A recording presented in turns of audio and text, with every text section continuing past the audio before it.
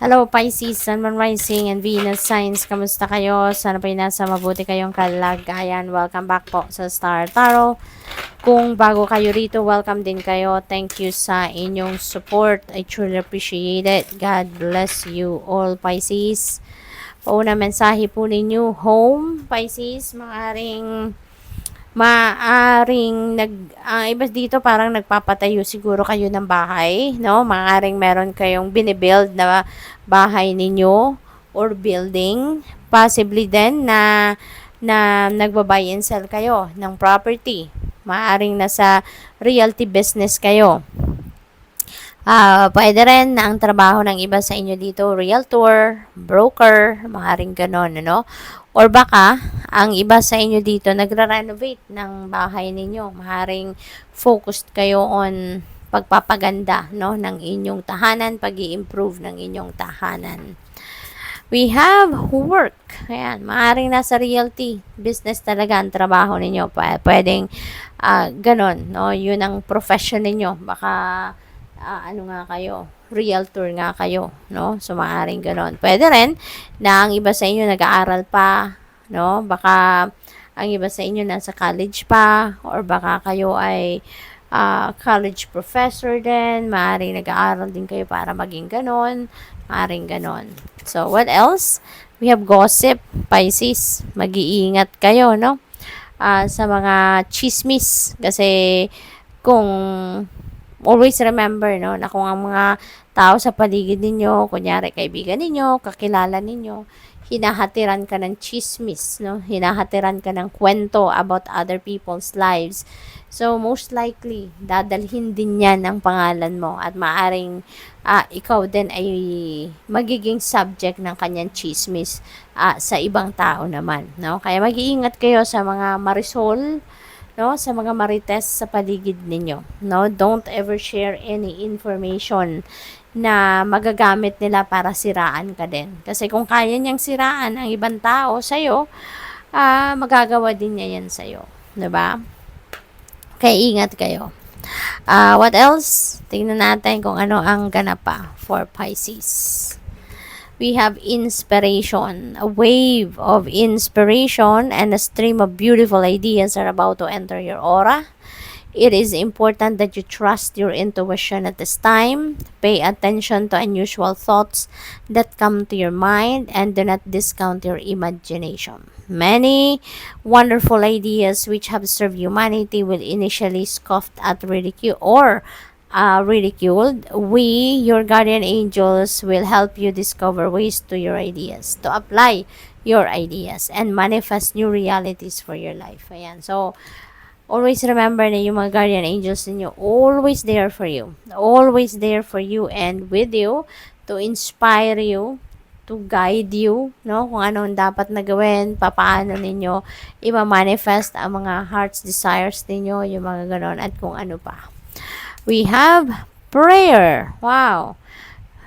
Isang magandang prayer, no? If you would like to pray, no? If you would like to recite this prayer, screenshot nyo lang po yan, no? At i-pray ninyo. Pwede nyong i-pause yung video at basahin ninyo yan, i-pray ninyo, no? Sabi rito, Dear God, help me always to remember that this present life is but a fleeting moment within eternity. Help me always to remember that this life is but a dream. Help me always to remember that you exist within everyone and everything. Help me always to remember that love is all there is and all else is an illusion. Thank you. Napakagandang prayer na pwede ninyong i-recite din yan on your own. Tignan natin kung ano pa mga mensahe para sa iyo, Pisces. We have 9 of Swords. Ayan, so napakalakas ng ulan. Pisces, sana naririnig ninyo na malinaw ang sinasabi ko, no?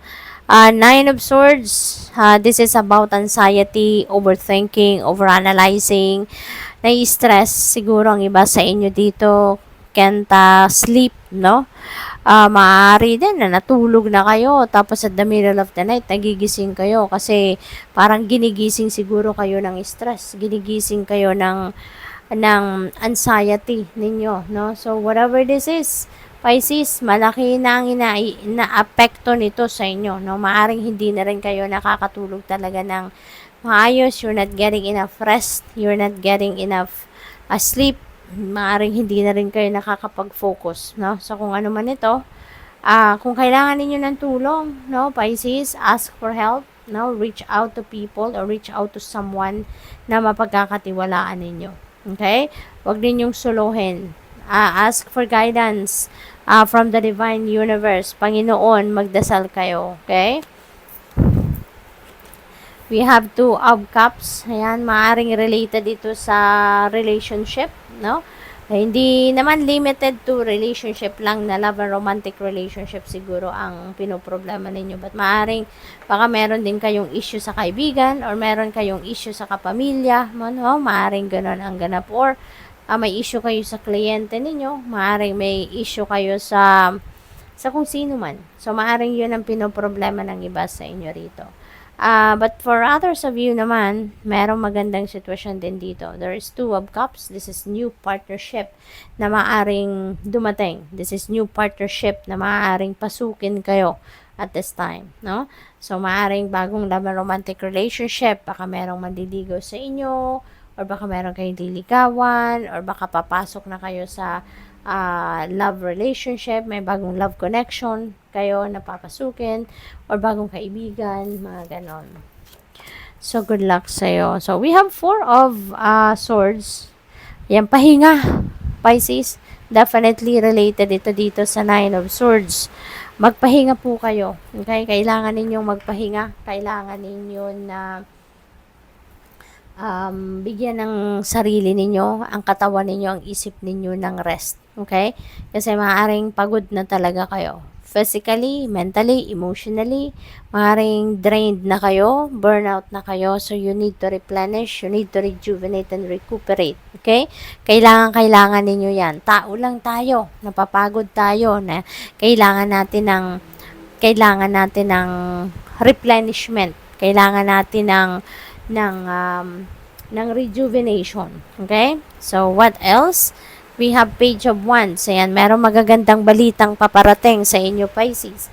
At ang mga balitang ito, related dito sa mga opportunities, no?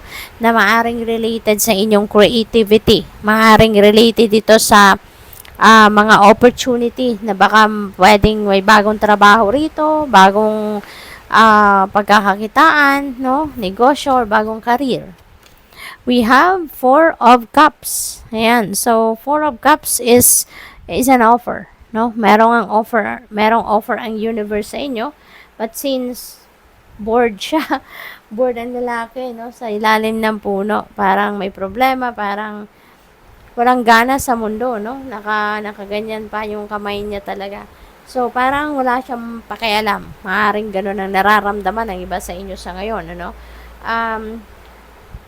Malalim din iniisip niya, no? Malalim, pero kaya hindi niya papansin yung offer sa kanya. So, Pisces, this is a heads up for you, no?